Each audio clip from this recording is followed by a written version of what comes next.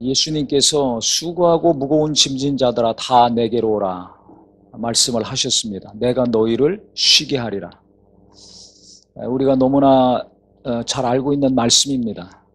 예수님이 우리를 지금 초청을 하셨어요. 우리를 부르셨습니다. 수고하고 무거운 짐 있는 사람들아 다 내게로 오라. 왜 오라고 하셨냐면 쉬게 해주시려고.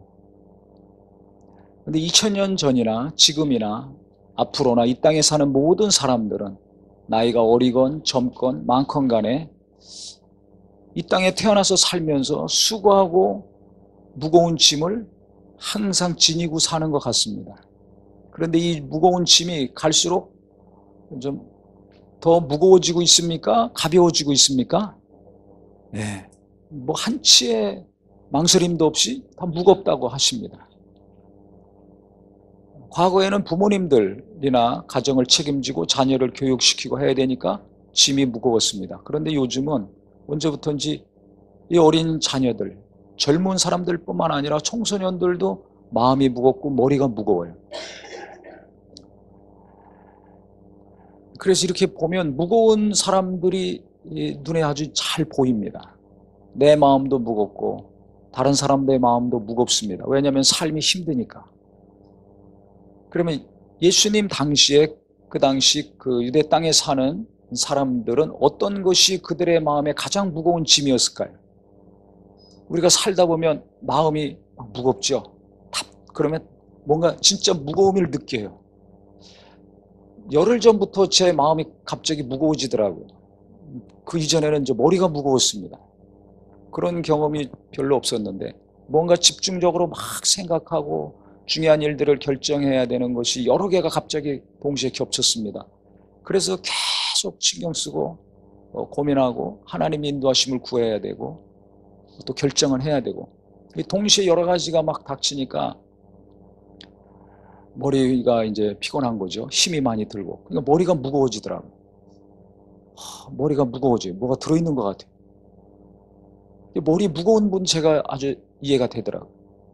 조금 지나니까 이제 시간이 지나니까 이제 머리는 좀 무거워진 게 덜해지는데 이게 어디로 내려와요? 가슴으로 내려와요.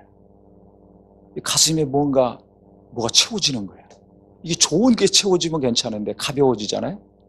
근데 이게 가슴으로 내려오더니 이제 가슴을 차지하기 시작합니다.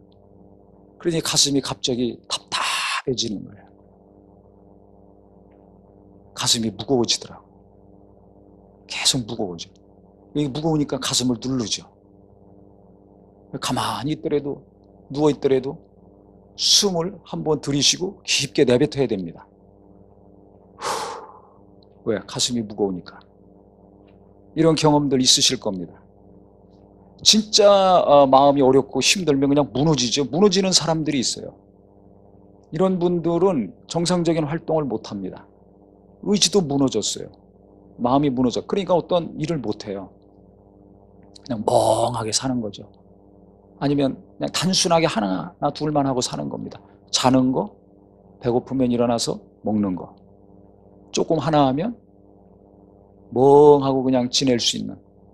그러니까 이제 뭐 컴퓨터 보고서 그냥 멍하게 계속 쳐다본다든지 오락만 한다든지 이런 거 하는 거죠. 아니면 멍하게 앉아가지고 그냥 이 차 저 차 탁 갈아타고 다니면서 시간 보내든지. 그 왜 그러냐면 그 마음이 무너져 있어요.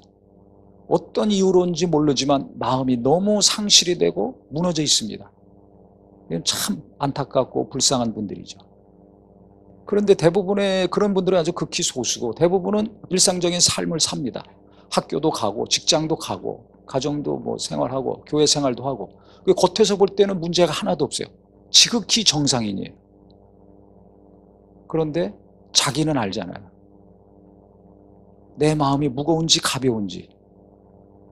마음이 무겁게 되면 요즘 꽃이 얼마나 예쁩니까? 막 벚꽃이 피고 개나리가 피고 보면서 그것이 전달이 됩니다. 아, 탄성이 나오고 입이 벌어지고 그 아름다움이 막 체험이 되죠. 근데 마음이 무거운 사람은 이게 안 되는 거예요. 꽃이 아름답게 폈는데도 아, 폈구나. 그리고 끝이야. 맛있는 거 먹으면 기분이 좋아지죠. 화색이 돌고 마음에 기쁨이 있게 됩니다. 그런데 이게 마음이 무거운 사람들은 맛있는 거 먹어도 배고프니까 먹는 거지 기분이 좋아지질 않아요.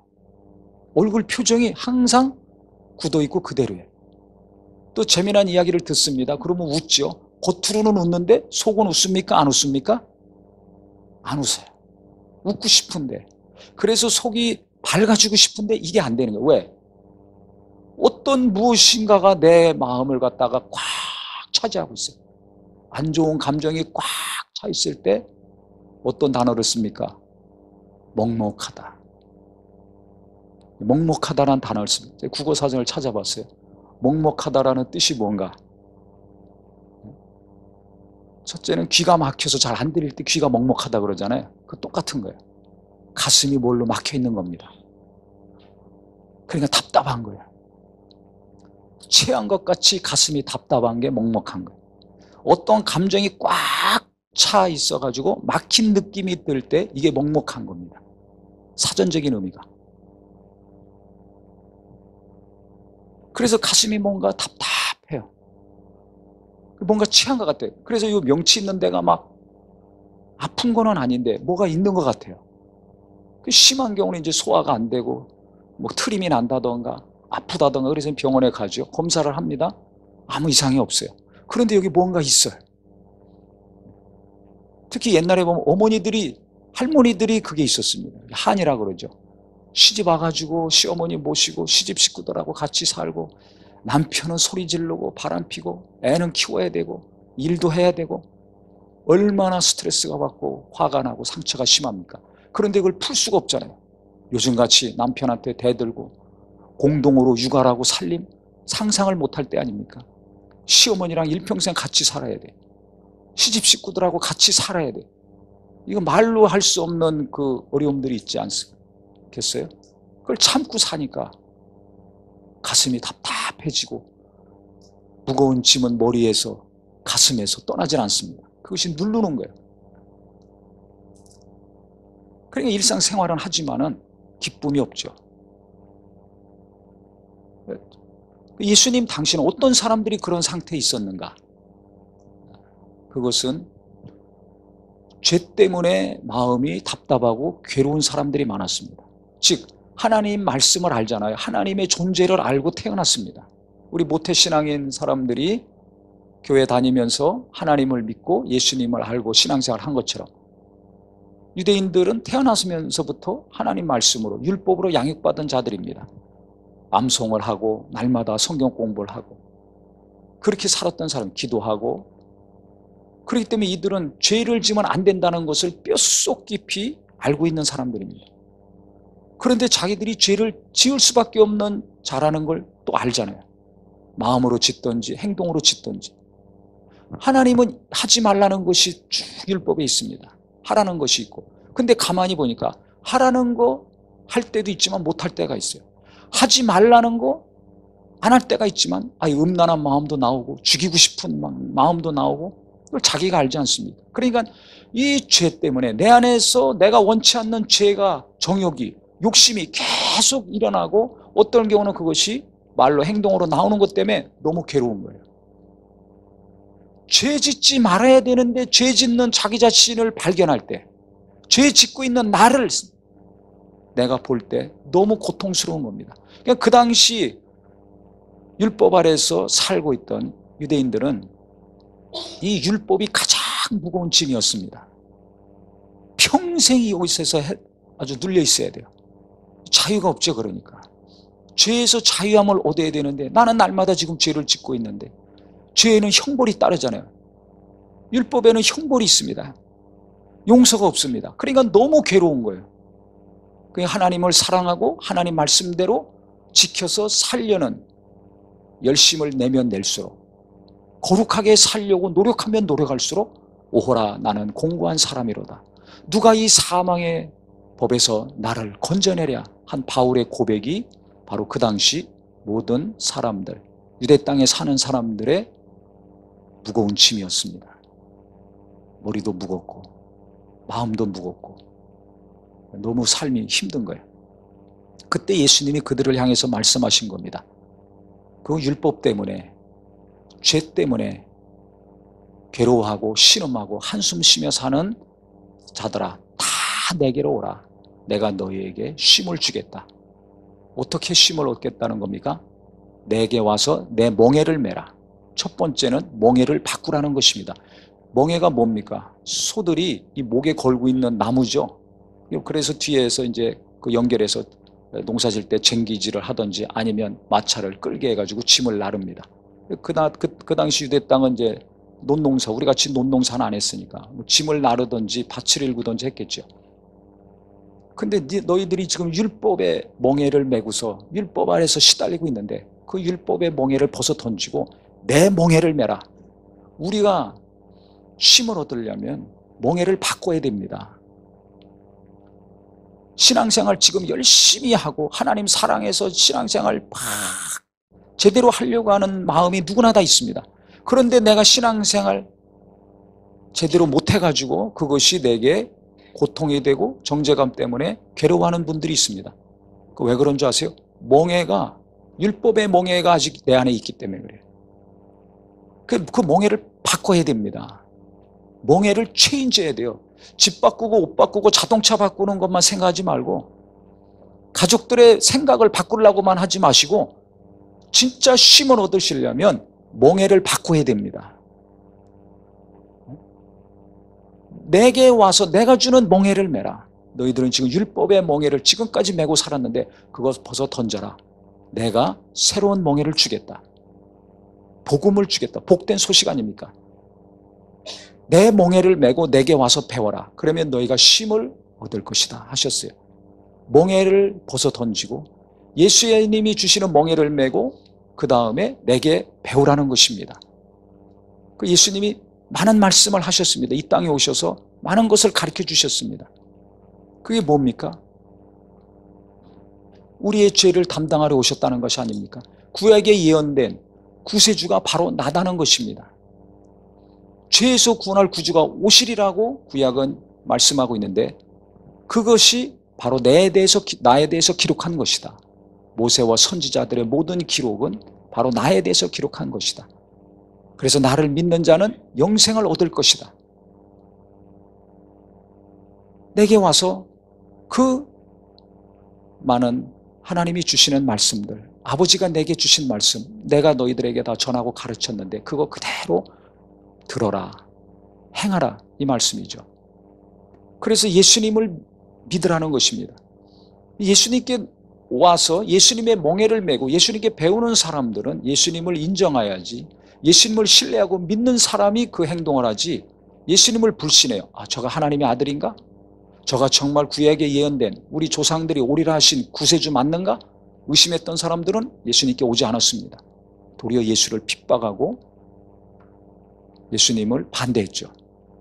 그런데 예수님을 신뢰하고 예수님을 인정했던 사람, 예수님을 믿었던 사람들은 율법의 멍에를 벗어 던지고 복음 안에서, 진리 안에서 예수님을 믿는 자들이 됐습니다. 예수님을 믿으니까 무슨 일이 일어납니까? 죄에서 자유함을 얻게 됩니다. 왜? 예수님이 우리를 용서해 주셨기 때문에. 예수님이 죄를 다 담당하시고 우리를 죄에서 구원해 주셨다는 것을 예수님의 멍에를 맬 때 알게 되는 겁니다. 예수 그리스도를 믿을 때 깨닫게 되는 겁니다. 성령으로 예수를 체험했을 때 확실하게 내가 이성적으로 감정적으로 알고 믿게 되는 겁니다. 그러니까 예수님의 멍에를 매는 것이 첫 번째예요. 지금 예수 안에서도 마찬가지입니다. 신앙생활하면서도 계속 정죄감에 시달리거나 내가 원하는 신앙생활을 하지 못하는 것 때문에 괴로워하는 이유는 예수의 멍에를 맸다가 복음 안에서, 믿음 안에서 자유함을 얻었던 자라가 어느 순간에 멍에를 바꿔버렸어요. 예수님이 멍에 벗어 던지고 율법의 멍에를 자기가 다시 끌어다가 메고 있는 겁니다. 아니면 또 내 가족들이나 어느 누구에게 예수님의 멍에 빼고서 자기가 율법의 멍에를 갖다가 막 얹어놓는 사람이 있어요. 아, 저 사람은 저거 안 하니까 안 되고, 아, 이 사람은 기도 안 하니까 안 되고, 아, 이 사람은 또 뭐 이러니까 안 되고. 그 율법의 잣대로 사람들을 판단하고 율법의 잣대로 자기도 괴롭힙니다. 나도 나를 정죄하고 내가 또 누군가를 계속 정죄해요. 왜 그렇습니까? 나는 예수 열심히 믿고 예수님 일 열심히 한다고 하면서 어느 순간에 내가 예수님의 멍에를 벗어던지고 율법의 멍에를 쓰고 있는 거예요. 남편에게도 율법의 멍에를 씌우고 자식들에게도 율법의 멍에를 씌우고, 그러면 죽습니다. 자유가 없고 평안이 없고 기쁨이 없습니다. 열심히 예배하고 봉사하고 기도하고 헌금하고 하면서도 기쁨과 평안이 없어. 자유가 없어. 왜 그런 줄 아세요? 어느 순간에 예수님의 멍에를 던져버리고 율법의 멍에로 다시 거꾸로 간 거예요. 그래서 주님이 말씀하신 거예요. 내게 와서 첫 번째 될 것은 내 멍에를 매라. 너 지금 율법의 멍에 매고 있어. 그거 벗어 던져. 내 멍에를 매야 돼. 나는 너희의 죄를 다 용서했어. 내가 뒤집어 쓰고 갈 거야. 그러니까 너 죄에서 시달리지 말아라. 정죄감 갖지 말아라. 이 얘기입니다. 그렇다고 그러면 나 이제 죄에서 자유함 얻었으니까, 구원받았으니까 죄 짓고 살아도 되구나, 마음대로 살아라는 겁니까? 그게 아니라 뭡니까? 내게 또 배우라 말씀하셨어요. 예수의 멍에를 맸다면, 예수를 믿고 예수 안에 들어왔다면, 하나님의 자녀가 됐다면, 죄사함 받고 거룩한 자가 됐다면 그 다음부터 내게 배워라. 왜? 안 배우면 다시 또 자기 마음대로 사는 사람이 되니까 내게 배우라는 거예요. 멍에를 매면 뒤에서 조종하는 사람이 있지 않습니까? 쟁기를 잡으면, 쟁기질을 할 때면 쟁기 농부가 그 멍에를 통해서 소를 뒤에서 이끌어 조종해 가지 않습니까? 마차를 매달았으면 마차꾼이 그 소나마를 조종해 가지 않습니까? 왼쪽 줄을 당기면 왼쪽으로 가라 그러고 오른쪽 줄을 당기면 오른쪽으로 갑니다. 예수님의 멍에를 매면 누가 나를 이끌어 가시겠다는 겁니까? 예수님이. 할렐루야. 그래서 예수님이 우리의 목자라고 말씀하신 거예요. 선한 목자라고 말씀하신 거예요. 선한 목자는 양들을 위해서 목숨을 버린다고 했지 않습니까? 사꾼 목자는 상만 위해서 양을 이용해 먹는 사람이지만, 선한 목자이신 우리 주 예수님은 목숨을 다하시기까지 우리와 함께 하시고 우리를 도우시고 우리를 사랑하셨다는 분입니다. 그렇기 때문에 그 좋은 분이 우리의 멍에를, 자유의 멍에, 죄사함의 멍에, 평안의 멍에를 메어주시고 우리를 이끌어 가시겠다는 거예요. 다시 죄 가운데 빠지지 않도록, 다시 고통 가운데 빠지지 않도록 계속 인도해 주시겠다는 것입니다. 영원히 함께해 주시겠다는 겁니다. 내 멍에를 메고 내게 배우라는 것은 영원히 나와 함께 하시겠다는 겁니다. 나를 떠나지 않으시겠다는 겁니다. 가족도 떠나고 친구도 떠나고 정말 많은 사람이 떠나지만 예수님은 나를 떠나지 않으시겠다는 거예요. 함께 하시겠다는 겁니다. 그래서 나를 계속해서 이끌어 가시겠다는 겁니다. 너무나 깊은 뜻이 있습니다. 제가 이 말씀을 계속 묵상하면서, 왜 묵상해요? 내 마음이 계속 무거워지니까. 계속 무거워지니까. 그러니까 이 말씀, 수고하고 무거운 짐진 자들아 내게로 오라. 내가 너희를 쉬게 하리라. 어떻게 해야 이 마음이 쉬어집니까? 어떻게 해야 이 무거운 짐이 내게서 없어집니까? 내 멍에를 매라.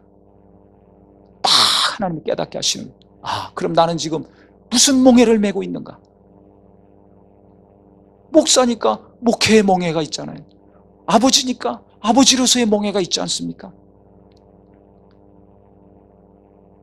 어머니면 어머니로서의 멍에가 있어요. 젊은이들은 앞날에 대한 진학과 취직과 결혼에 대한 그 멍에가 있어요. 청소년들은 공부에 대한 멍에가 있어요. 그런데 그거 빨리 벗어 던지고 예수님의 멍에를 매야 된다는 것입니다. 내 자식들이 누구의 멍에를 메고 누가 지금 이끌어가고 있는가? 어머니나 아버지가 아니라, 대학이 아니라 예수님이 되시기를 예수 이름으로 축원합니다. 우리 젊은이들 어떤 멍에를 메고 있습니까? 직장과 어떤 배우자가 아니라, 어떤 연봉이 아니라 그거 다 벗어던지고 예수님이 주시는 멍에가 되기를 예수 이름으로 축원합니다. 그래야 예수님이 함께 하시고 예수님이 이끄시는 대로 갈 수가 있는 거예요. 그런데 어느 순간 주일날만 이렇게 예배할 때는 예수님의 멍에를 메요. 말씀에 매이고 예수님께 붙들리고 성령께 매여가지고 뭔가 인도함 받으니까 찬양할 때 감동이 돼서 눈물이 나오고, 말씀 듣고 은혜 받아서 기도가 막 저절로 나오고, 막 너무 괴롭고 힘들면 눈물이 나오고 계속 기도하고 싶고 그러죠. 그런데 집에 가고 학교나 직장이나 가정으로 돌아가게 되면 어느 순간에 예수님이 주신 멍에를 집어 던지고 내가 끌어당기는 거예요. 직장이 멍해고 사업이 멍해고 자식이 또 멍해고 학교가 멍해고, 그러니까 또 마음이 무거워질 수밖에 없는 겁니다. 예수님이 주셨던, 예수님이 말씀하셨던 것이 내 안에 쑥쑥 들어와서 은혜가 되고 위로가 되고 평안이 됐었는데, 감사가 있었는데 무엇인가 평안이 없어지고 불안해져. 마음이 또 무거워지는, 뭔가 눌러, 막 눌러. 저 자식들 어떻게 키워야 되는가, 사업을 어떻게 해야 되는가. 그게 심하면 또 가슴이 막막해지죠. 답답해지는 거예요. 꽃을 봐도 아름다움 못 느낍니다. 탄성도 안 나옵니다. 폈구나, 얼마 있으면 지겠지. 무관개체. 맛있는 거 먹고 남들은 맛있다고 좋다고 그러고 어디 뭐 꽃 구경 가자 그러고 뭐 여행 가자 그러는데 뭐 감동이 없어요.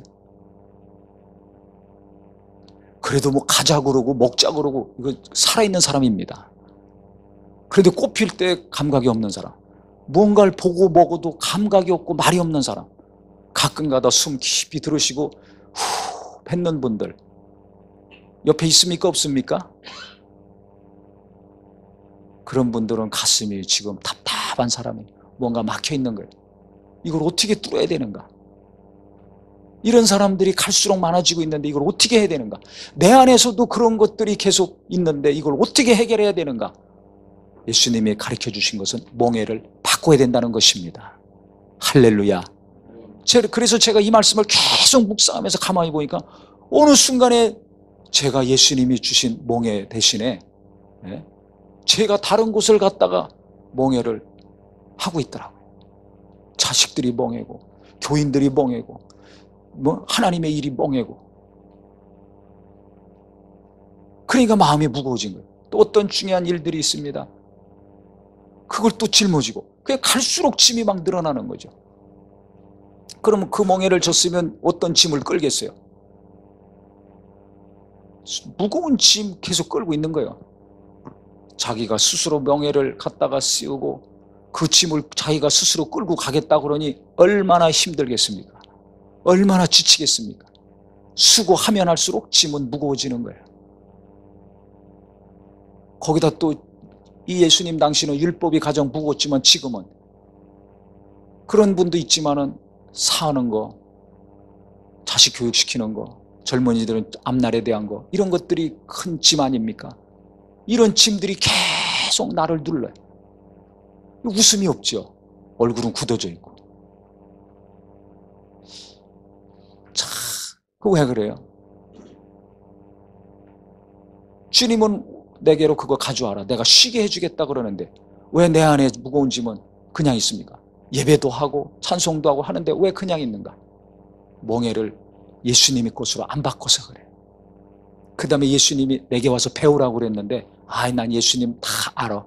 내가 예수님 성경도 많이 봤고 설교도 많이 듣고. 그래서 우리는 이 신앙생활 오래 한 사람들의 특징이 뭐냐면 예수님 다 안다고 생각해요. 그러니까 예수님께 배우려고 하질 않더라고요. 솔직히 말씀드리면 저부터도 설교를 30년 한 사람 아닙니까? 그러니까 뭐 다 안다고 생각해. 근데 가만히 보니까, 이 말씀을 묵상하면서 보니까 내가 예수님께 지금 배우려고 하고 있지 않아요. 가르치려고만 하고 있지. 은혜만 받게 하려고, 위로받고 힘을 얻게만 하려고 있지. 내가 진정 예수님 앞에서 배우고, 그래서 주님의 말씀을 따라서 주 안에서 내가 쉼을 얻으려고 하지 않더라고요.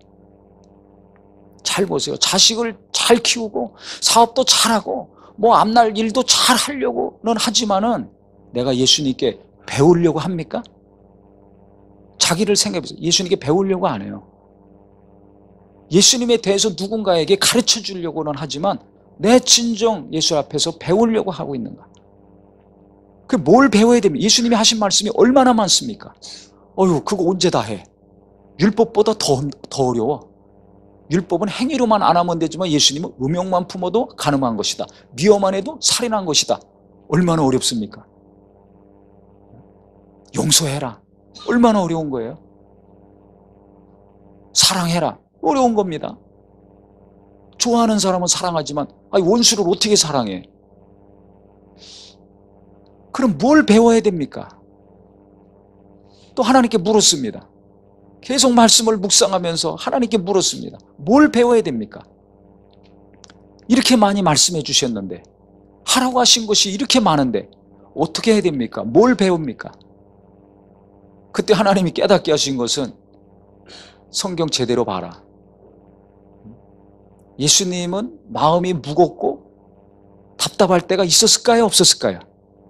네? 네, 있었어요. 이거 깨닫게 하시는 거예요. 예수님은 우리를 자유케 하신 분입니다. 우리 죄를 담당하시고 우리에게 완전한 평안과 생명을 주신 분입니다. 그런데 예수님은 그럼 답답하고 마음이 무겁고 머리도 무거운 적이 있었나 없었나? 가만히 생각해 보니까 있었어요. 성경에 정확히 기록했습니다. 그게 언제입니까? 겟세마네 동산에서 기도하실 때. 내 마음이 너무나 슬프고 내가 고민이 너무나 많다. 그건 뭐예요? 슬픔으로 가득 찼어요. 가슴이 슬픔으로 꽉 차 있어요. 그 다음에 머리 고민이 너무 많아요. 머리가 무거워. 띵하다고 그러잖아요. 머리가 너무 무겁고 마음도 너무 무거운 상태입니다. 그때 예수님이 제자들에게 말씀하셨죠. 나하고 같이 가서 뭐 하자? 기도하자. 마음이 답답하고 꽉 막혀 있을 때, 머리도 답답하고 무거워져 있을 때 예수님이 하신 것은 기도였습니다. 기도였어요. 그래서 땀방울이 핏방울이 되기까지 간절히 부르짖어 기도하셨죠. 그 다음에 여인들 중에 가장 마음이 괴롭고 답답하고 무거웠던 여자가 누구였을까요? 성경에서? 제가 생각할 때는 한나인 것 같아요. 아들을 못 낳았잖아요. 여자가 시집가서 아이를 못 낳으면 사람 취급을 안 했습니다. 그 당시는. 가장 수치스럽고 부끄러웠습니다. 얼굴 들고 다니질 못했습니다. 그래서 하나님께 기도했죠. 주여 내게 아들을 주시옵소서. 아니 다른 사람은 저렇게 임신해서 배가 불러오는데 내게는 왜 아이가 없습니까? 서원에서 난 아들이 사무엘 아닙니까? 간절히 기도했습니다. 얼마나 마음에 괴롭고 답답하고 힘들었으면 울고 불고 머리가 흐트러지고 얼굴도 뭐 돈 많은 집 아내였으니까 화장도 했겠죠. 옷도 잘 입었겠고 다 헝클어지고 흐트러졌어요. 그래서 엘리 제사장이 봤을 때도 술 먹고 왜 주장하느냐고 말할 정도로 그렇게 간절히 기도했습니다. 얼굴도 옷도 머리도 다 흐트러질 정도로 간절히 미친 여자처럼 술 먹고 주장한다고 보일 정도로 정말 정신없이 기도를 했습니다. 마음에 무거운 짐이 자기를 막 짓눌러 있을 때, 그것이 고통과 아픔으로 좌절로 나를 짓누르고 무기력한 삶을 살게 할 그 문제를 하나님 앞에 쏟아냈습니다. 하나님 앞에 미친 듯이 막 토해냈습니다. 예수님도 겟세마네 동산에서 자기의 무거운 마음과 생각을 막 땀 흘리면서 부르짖으면서 통곡하면서 쏟아내셨고, 한 맺혔던 이 여인 한나도 자기 안에 아들을 달라고 하나님께 막 쏟아냈습니다. 그럼 여자들만 그렇습니까? 남자들, 아버지들, 야곱 보세요. 자기가 외삼촌한테 사기당하고 그 사람들한테 정말 눈칫밥 먹어가면서 있는 힘을 다해가지고 자기 가정을 이루고 재산을 이뤘습니다. 그래서 자기 외삼촌 집을 떠나가지고 독립해서 이제 살려고 했는데 자기 형 에서가 군사들과 같이 온다는 거예요. 그러니까 어떻게 해요? 지금까지 고생하고 땀 흘리고 참고 인내하면서 이루었던 자기 자식들과 재산이 한순간에 다 날아가게 생겼습니다. 이거 얼마나 막막한 현실입니까? 강원도 지금 산불 나가지고 어떤 분이 뉴스 보니까 인터뷰하는데 그래요. 그거 쳐다보면서 쭈그려 앉아가지고 다 집이고 뭐고 다 탔으니까 막막합니다. 막막합니다. 이게 뭐예요? 어찌해야 할지를 몰라서 몹시 답답하다는 게 막막하다는 말의 뜻입니다. 어떻게 해야 될지 모르겠어요. 다 무너지고 없어졌기 때문에 어떻게 해야 될지 모르겠어요. 그래서 마음이 너무 답답하다. 의지할 데가 없고 외롭고 쓸쓸하다. 이것도 막막한 겁니다. 어떻게 살아라는 거야 앞으로? 갑자기 형이 와가지고 지금 칼 들고 내가 형을 속여서 아버지한테 복을 다 받았으니 형이 나를 죽이려고 했었는데 그래서 내가 도망간 건데 그 형이 이제 내 앞에 장정들을 끌고 온다는 겁니다. 막막해지는 겁니다. 가슴이 답답해지는 거예요. 외삼촌한테 시달리고 그 자식들한테 시달리고 또 자기 아내들한테 시달리고 그래도 인내하고 견뎌서 죽으라고 열심히 해가지고 이제 좀 살만했더니 다 날아가게 생겼어요. 얼마나 괴롭고 얼마나 힘듭니까? 그러니까 잠을 잘 수가 없죠. 야복강가에서 천사와 씨름합니다. 하나님 나를 살려주십시오. 머리가 좋은 사람이니까 작전을 짜가지고 예물도 보내고 자식들도 분리해가지고 보냈습니다. 그렇지만 하나님이 지켜주셔야 되니까 막 기도했어요. 밤새 기도했습니다. 나를 살려달라고, 내 자식들 살려달라고 하나님께 자기의 괴로움과 자기의 불안함과 자기의 답답함과 자기의 그 어려움을 다 쏟아냈습니다. 그때 하나님께서 그 기도를 들어주셔서 형이 만날 때 칼을 휘둘른 것이 아니라 뜨거운 마음으로 동생을 품고 형제가 눈물을 흘렸습니다. 할렐루야. 아버지들의 마음이 이와 같이 답답할 때가 있습니다. 대부분의 아버지들은 뭐 사업이 잘 되고 자식이 잘 돼가지고 마음이 기쁘고 가벼운 마음으로 사는 분들이 있을까요? 거의 없어요. 제가 볼 땐 90%가 그렇게 마음이 무겁습니다. 자식을 생각할 때 항상 마음이 먹먹하고 자기 앞길을 생각할 때 또 막막하기도 하고 이런 분들이 대부분입니다. 어떻게 됩니까? 우리 아버지들 야곱이 생각나시고 겟세마네 동산에 예수님께 배우는 은혜가 있기를 바랍니다. 그래서 내게 배워라. 내 멍에를 메고 내게 배워라. 뭘 배워야 됩니까? 그때 하나님이 감동하시고 깨닫게 하시는 것은 내가 마음이 답답할 때, 마음이 꽉 막히고 머리도 너무 꽉 막히고 괴로울 때 내가 겟세마네 동산에서 기도하지 않았느냐? 박정현 목사야. 그 기도를 네가 배워라. 과거에 했어? 얼마 전에 했어? 오늘 그럼 해라. 네 마음이 답답하고 머리가 무겁고 가슴이 무거운 것으로 계속 누를 때 한숨만 쉬지 말고 내 멍에를 메라. 다른 멍에 다 집어 던지고 내 멍에를 메고 내게 배워라. 내가 어떻게 기도했는지, 내 가슴이 괴롭고 머리가 터져나갈 때 어떻게 했는가, 어떻게 기도했는가, 그거 배워라.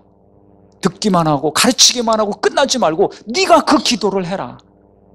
그래야 네가 산다. 그 답답하고 무거운 짐이 내게서 떠나갈 것이다. 네 머리에서 떠나갈 것이다. 하나님이 가르쳐 주시는 거예요. 이것이 저에게만 가르쳐 주시는 음성이 아니라 바로 우리 모두에게 하시는 하나님의 음성이 되기를 예수 이름으로 축원합니다. 그래서 우리 어머니들, 아버지들 야곱을 생각하시고 한나를 생각하시고 무엇보다 예수님이 그렇게 기도하셨으니까 나를 구원하신 예수, 나를 사랑하신 예수, 나와 함께 하시는 예수님이 어떻게 기도하셨는지를 친히 본을 보여주셨으니까 내 마음이 무거울 때 멍에를 바꿔야 되겠다. 내가 지금 누구에 매여 있는가? 돈에 매여 있는가? 직장에 매여 있고 자식에 매여 있고 내 야망과 내가 원하는 것에 매여서 내가 지금 이렇게 좌절하고 있는가? 내가 낙심하고 마음이 무너지고 있는가? 그 멍에를 바꾸시고, 멍에 바꾼 다음엔 어떻게 해요? 내게 배워라. 첫 번째 우리가 예수님께 배워야 될 것이 다른 어떤 것보다 기도를 배우는 은혜가 있기를 바랍니다. 예수님이 날마다 기도하셨잖아요. 그 완전하신 분, 전능하신 분인데도 불구하고 날마다 기도하셨는데 우리는 불완전하고 부족한 것이 많은데도 날마다 기도를 안 해요. 날마다 다른 것은 열심히 하는데 날마다 기도는 안 해요. 그래서 다른 많은 가르침이 있지만 무엇보다 기도하는 것을 배워야 되겠구나. 마음이 무겁고 짓눌리고 한숨이 나올 때는 간절히 더 하나님께 모든 것을 쏟아내는 겟세마네 기도를 해야 되겠구나. 결단이 있기를 예수 이름으로 축원합니다. 이건 저에게만 하신 말씀이 아니라 이 땅에 우리 모든 이 시대를 사는 청소년들과 젊은이들과 부모님들에게 향한 말씀이라고 생각이 됩니다. 그래서 지금까지 많은 말씀을 듣고 성경을 보고 해서 나는 예수님 말씀 잘 알아. 예수님이 어떤 분인지를 잘 알아. 그분이 어떤 활동을 하셨는지 잘 알아. 하는 것으로 끝나지 마시고 내 마음이 지금 무겁잖아요. 내 머리도 무겁잖아요.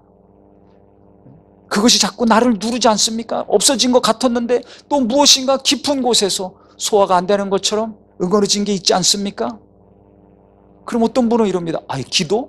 저 열심히 해봤습니다. 겟세마네 기도 열심히 해봤습니다. 근데 응답이 없습니다. 기도해도 소용없어요. 또 이런 분들이 있습니다.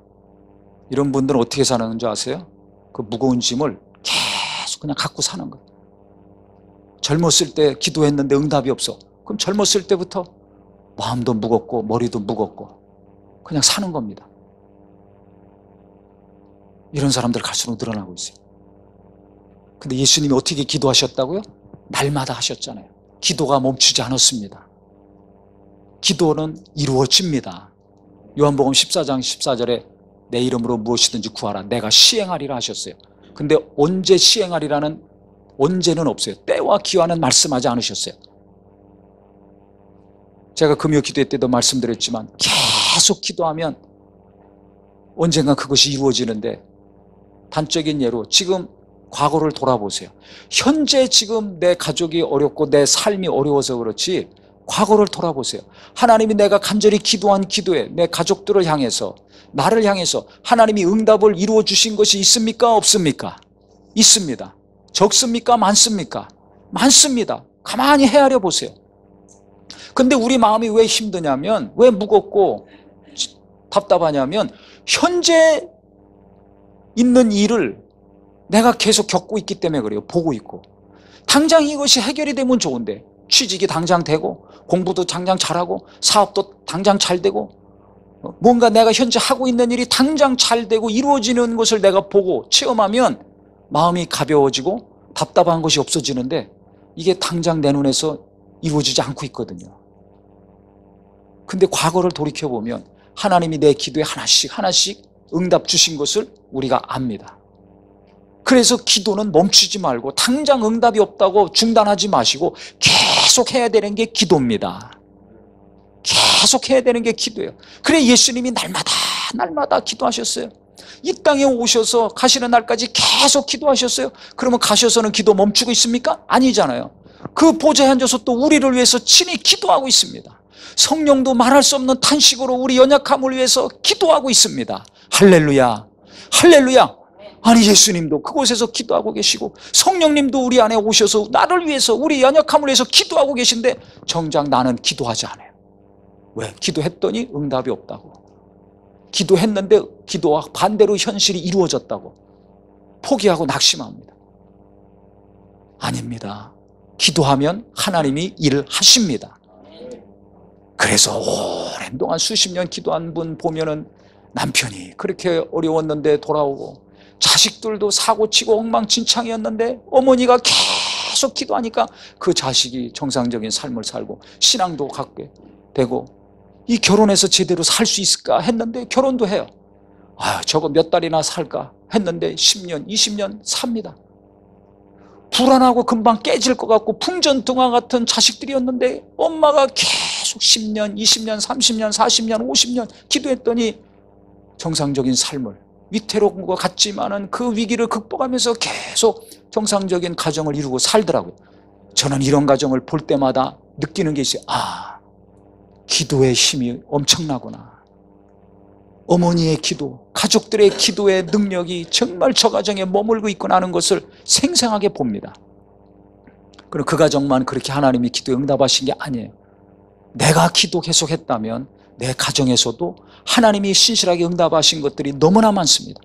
현재의 어려움과 고난이, 현재 내가 원하는 것이 이루어지지 않아서 그것이 내게 짐이 되고 내 마음을 답답하게 하고 어떤 경우는 나를 심하게 눌러서 힘들게 하지만은 내가 하나님께, 예수님처럼 하나님께 내 마음을 쏟아내고, 야곱이나 한나처럼 우리 아버지들이, 어머니들이, 형제들이, 자매들이 내 마음의 무거운 짐을 하나님께 계속 쏟아내고 또 쏟아내고 쏟아내는 기도를 멈추지 않고 한다면 언젠진 모르지만 하나님이 그 기도에 신실하게 일하시고 응답 주시는 날이 반드시 올 것입니다. 그래서 다른 것은 멈추더라도 기도는 멈추지 마시기를 예수 이름으로 축원합니다.